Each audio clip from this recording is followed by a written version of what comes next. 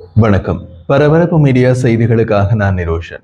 புதிய தெளிவான செயற்கைக்கோள் படங்கள் மற்றும் அதிகாரப்பூர்வ காணொளி கடந்த வார இறுதியில் உக்ரைனின் முன்னோடி இல்லாத விதத்தில் ஆளற்ற விமான தாக்குதல்களில் ரஷ்ய விமான தளங்களில் ஏற்பட்ட அழிவு மற்றும் சேதத்தின் அளவை பற்றி மேலும் வெளிப்படுத்தியுள்ளனர். செயற்கைக்கோள் படங்கள் மற்றும் அவற்றுக்கான விரிவான விளக்கங்களுடன் காணொளி ஒன்றை பரபரப்பு மீடியா யூடியூப் சேனலில் சில மணி நேரத்திற்கு முன்பு வெளியிட்டிருந்தோம். அதை நீங்கள் பார்க்க விரும்பினால் அதற்கான இணைப்பு இந்த காணொளியின் பின்னூட்டமிடும் பகுதியில் கொடுக்கப்பட்டுள்ளது. அவை தாக்குதலின் பின் ரஷ்ய விமான தளத்தின் தோற்றங்கள். இந்த காணொளியை ரஷ்ய ராணுவ தளங்களில் தாக்குதல்கள் நடந்த போது முழுமையாக படமாக்கப்பட்ட காட்சிகள் அடங்கிய காணொளியை பார்க்கலாம். அந்த காட்சிகளில் முக்கியமான சில விஷயங்கள் தெளிவாக காண்பிக்கப்படுகின்றன. ஒரு நிஜமான போர் சூழலை அதில் ஒரு விமான தளத்தில் எப்படி தாக்குதல் நடத்த வேண்டும் என்பதற்கான பல முக்கியமான விஷயங்கள் உள்ளன. தாக்கியது உக்ரைன், தாக்கப்பட்டது ரஷ்ய ராணுவ தளம் என்பதையும் கடந்து ஒரு நவீன கால போர் எப்படி நடக்கிறது என்பதை இந்த காணொளியை முழுமையாக நீங்கள் பார்த்தால் தெரிந்து கொள்ள முடியும். அத்துடன் வருங்காலத்தில் ஒரு போர் எப்படி நடக்கப் போகிறது என்பதையும் செயற்கை இல்லாமல் ஒரு நிஜமான போரில் படமாக்கப்பட்ட காணொளியில் இருந்து தெரிந்து கொள்ள முடியும். உங்களுக்கு ராணுவ மற்றும் போர் விஷயங்களில் ஆர்வம் இருந்தால் முழுமையாக பார்க்க வேண்டிய காணொளி இது. ஆளற்ற விமான தாக்குதல்களை நடத்தி உக்ரைனின் உளவுத்துறை அல்லது எஸ்பிஜு தாக்குதல் நடந்து கொண்டிருப்பதை காட்டும் காணொளி ஒன்றை இன்று வெளியிட்டுள்ளது. தாக்குதல் நடந்த போது படமாக்கப்பட்ட சில காணொளிகள் முன்பும் வெளியிடப்பட்டன. முன்னர் வெளியிடப்படாத ஆளற்ற விமான காட்சிகள் மிக விரிவாக இந்த காணொளியில் உள்ளன. அதே நேரத்தில் எஸ்பிஜு இந்த காணொளியுடன் உக்ரைன் ஆபரேஷன் சிலந்திவலி நடவடிக்கையில் சில ஆளற்ற விமான தாக்குதல்கள் பற்றிய கூடுதல் விவரங்களையும் அறிவித்துள்ளது. ரஷ்ய விமான தளங்கள் மீது நடத்தப்பட்ட தாக்குதலின் போது சில அம்சங்களில் அதன் ஆளற்ற விமானங்கள் செயற்கை நுண்ணறிவு AI பயன்படுத்தியதாக எஸ்பிஜு கூறுகிறது. இந்த ஆபரேஷனின் போது நவீன ஆளற்ற விமான கட்டுப்பாட்டு தொழில்நுட்பம் பயன்படுத்தப்பட்டது. இது தன்னாட்சி செயற்கை நுண்ணறிவு வழிமுறைகள் மற்றும் ஆளற்ற விமான இயக்கம் ஆபரேட்டர் தலையீட்டை ஒருங்கிணைக்கிறது என்று எஸ்பிஜு தெரிவித்துள்ளது. குறிப்பாக சில ஆளற்ற விமானங்கள் சிக்னல் இழப்பு காரணமாக அதன் ஆபரேட்டரின் இணைப்பை இழந்தன.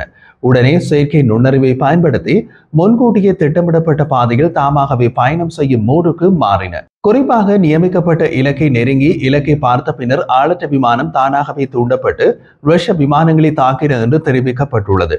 ஆரம்பத்தில் உக்ரைனிய அதிகாரிகள் ரஷ்ய விமானப்படையின் Tu-95MS மற்றும் Tu-22M3 குண்டுவீச்சு விமானங்கள், அத்துடன் A-50 விமான முன்னெச்சரிக்கை மற்றும் கட்டுப்பாட்டு விமானங்கள் உட்பட மொத்தம் 41 விமானங்களை தாக்கியதாக கூறினார்கள். இப்போது மேலதிகமாக Tu-160, AN-12 மற்றும் IL-78 ஆகியவற்றின் மீதும் தாக்குதல் நடத்தப்பட்டதாக தெரிவித்துள்ளார்கள். தற்போது வெளியாகியுள்ள காணொளியில் கவனிக்கப்பட வேண்டிய முக்கிய விஷயங்கள் என்ன? முதலாவது, உக்ரைனின் ஆளற்ற விமானங்கள் முழுமையாக மேலே மட்டும் பறக்கவில்லை. தாழ பறந்து ரஷ்ய குண்டுவீச்சு விமானங்களின் இறக்கைகளின் கீழ் உக்ரைனுக்கு எதிராக ஏவப்பட்டிருந்த KH-101 குரூஸ் ஏவுகணைகள் பல பொருத்தப்பட்டு தாக்குதலுக்கு தயாராக இருந்தன என்பதை புதிய காணொளி உறுதிப்படுத்துகிறது. ரஷ்ய விமானப்படையின் தாக்கி அளிக்கப்பட்ட விமானங்கள் உக்ரைனுக்கு எவ்வளவு பெரிய அச்சுறுத்தல் என்பதை இந்த உண்மை அடிக்கோடிட்டு காட்டுகிறது மற்றும் அவை உக்ரைனின் முறையான இலக்குகள் என்ற உண்மையினை வலுப்படுத்துகின்றது.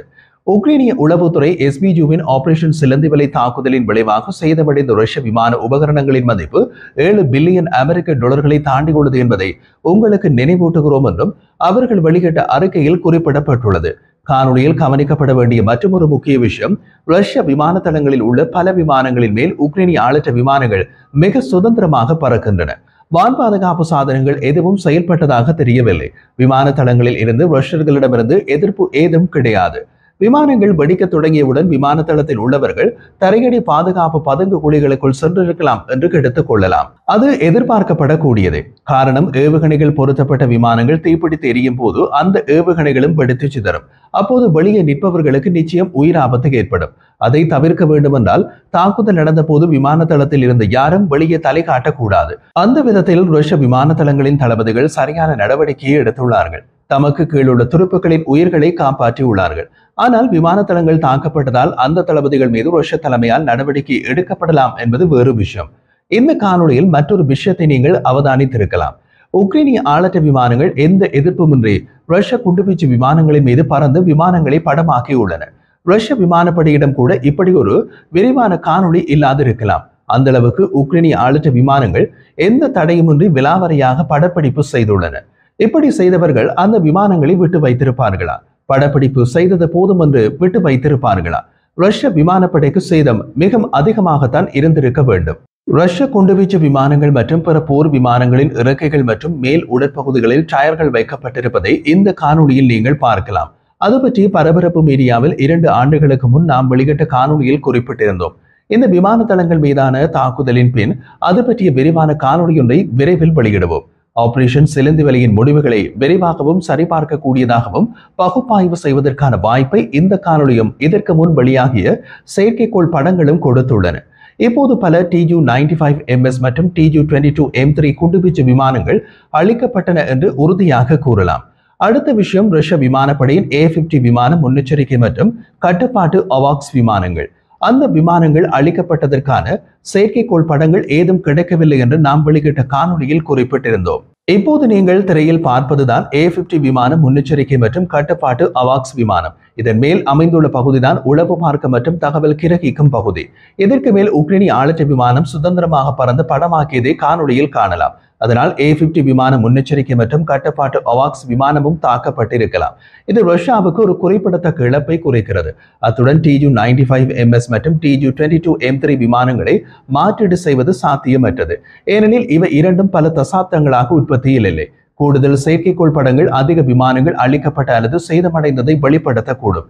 இருப்பினும் ஒவ்வொரு நாளும் கடந்து செல்லும் போது ரஷ்யா தாக்குதலின் முடிவுகளை மறைக்கவும் இடிபாடுகளை அப்புறப்படுத்தவும் விமானங்களை நகர்த்தவும் முடியும்.